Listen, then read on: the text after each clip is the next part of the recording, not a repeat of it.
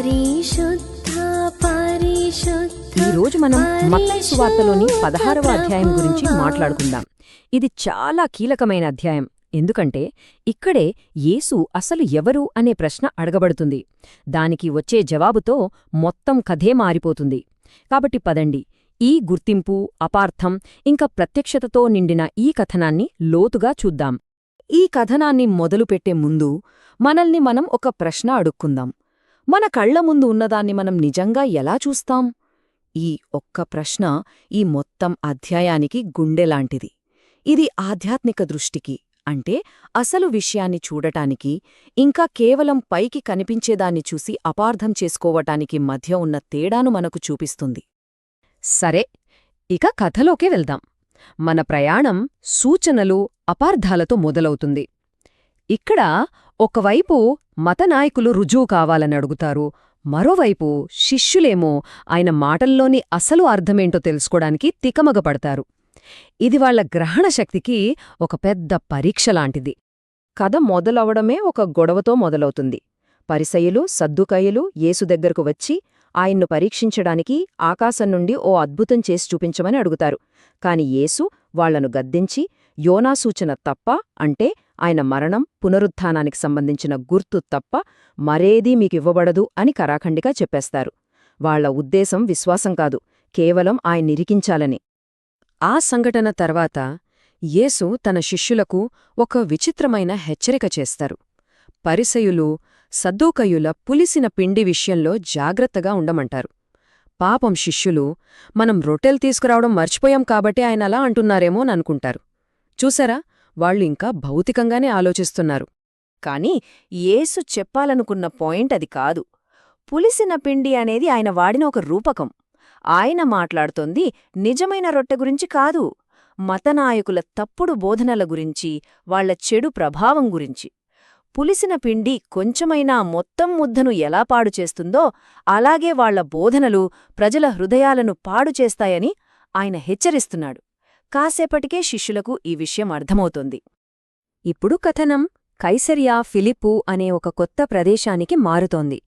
ఇక్కడే ఈ అధ్యాయంలోనే అత్యంత కీలకమైన కథను మలుపు తిప్పే ప్రశ్న అడగబడుతోంది.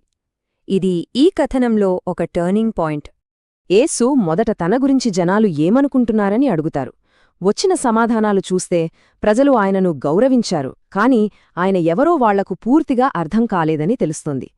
కొందరు మళ్లీ పుట్టివచ్చిన యోహాను అంటారు, ఇంకొందరు ఏలియా అంటారు, మరికొందరు ఇర్మియా లాంటి గొప్ప ప్రవక్త అని అంటారు. ఇవన్నీ కేవలం ఊహాగానాలే. అప్పుడు యేసు ఆ ప్రశ్నను సూటిగా తన శిష్యుల వైపు తిప్పుతారు. సరే, అది జనాల మాట, మరి మీరు, మీ దృష్టిలో నేనెవరు? ఈ ప్రశ్నతో చర్చ బయటివాళ్ల అభిప్రాయం నుండి వ్యక్తిగత విశ్వాసానికి షిఫ్ట్ అవుతుంది. ఇక్కడే అసలు కథ మొదలవుతుంది. ఈ ప్రశ్నకు వచ్చిన జవాబు మామూలు జవాబు కాదు. అదొక దైవిక ప్రత్యక్షత, ఒక కొత్త పునాదికి దారితీసిన సమాధానం. ఇది ఈ అధ్యాయంలోనే అత్యంత ముఖ్యమైన, నాటకీయమైన ఘట్టం. ఆ నిశ్శబ్దంలో సీమోను పేతురు ముందుకు వచ్చి ఒక శక్తివంతమైన ప్రకటన చేస్తాడు. అది ఆయన సొంత తెలివితో చెప్పింది కాదు, పరలోకంలో ఉన్న తండ్రి ఆయనకు బయలుపరిచిన సత్యం. నీవు క్రీస్తువు, సజీవుడైన దేవుని కుమారుడవు. అసలు క్రీస్తు అనే మాటకున్న బరువేంటో మనమర్థం చేసుకోవాలి. దాని అర్థం అభిషిక్తుడు.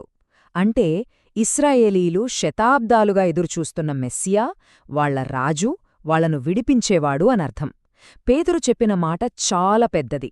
ఈ ఒప్పుకోలు వినగానే యేసు సీమోనుకు ఒక కొత్త పేరు పెడతారు, పేతురు, అంటే బండ.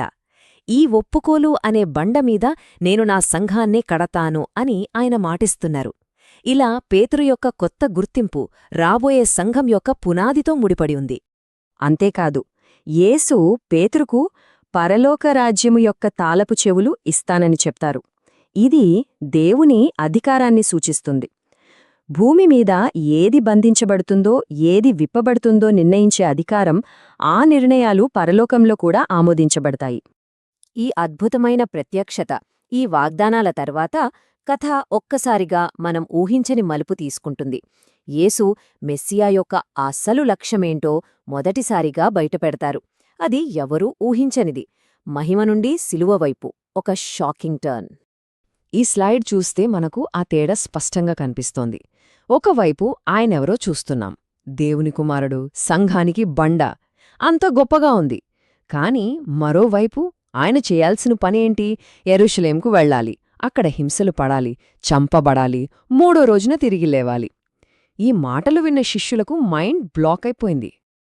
ఈ కొత్త బోధను పేతురు అస్సలు జీర్ణించుకోలేకపోయాడు.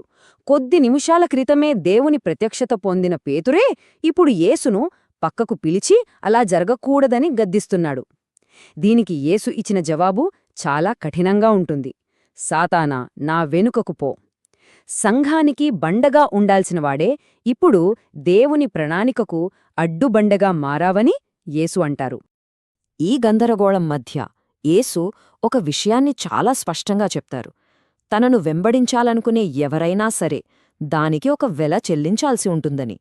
ఇది తేలికైన దారి కాదు, ఇది పూర్తిగా భిన్నమైన జీవితానికి ఒక పిలుపు. నిజమైన శిష్యులుగా ఉండాలంటే 3 పనులు చేయాలని యేసు చెప్తారు.